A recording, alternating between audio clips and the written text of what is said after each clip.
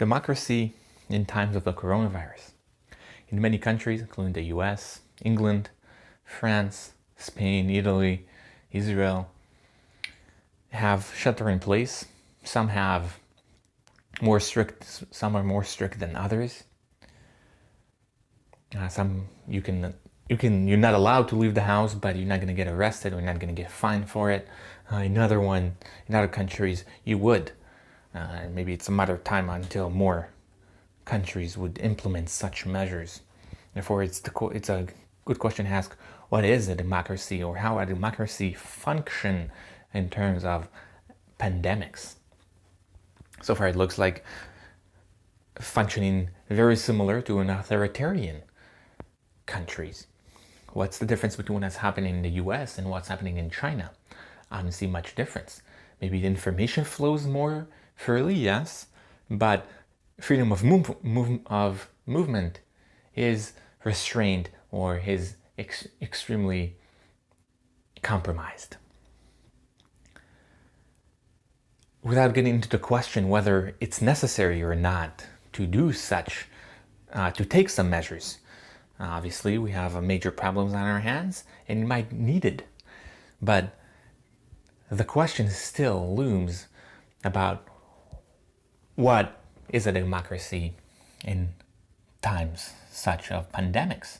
Do stores allowed to stay open if you want to keep your store open, or if you want to leave the house against the guidelines?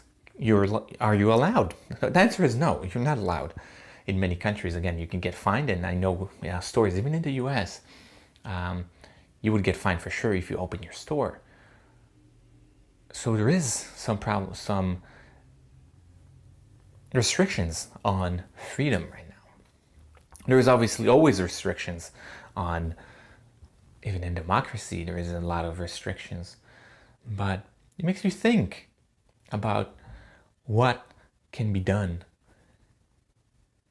or what's the difference. I'm sure some people ask themselves, what's the point of a democracy when you have such measures? Again, I'm not saying that, but it's something to think about. When you have similar things that happens in China. China, at least they get also benefits. Do we get the same benefits that China as an authoritarian government has? Because there's always benefits of being authoritarian. There is more measures that could be taken and things like that. Are we getting the same benefits, or only getting the bad?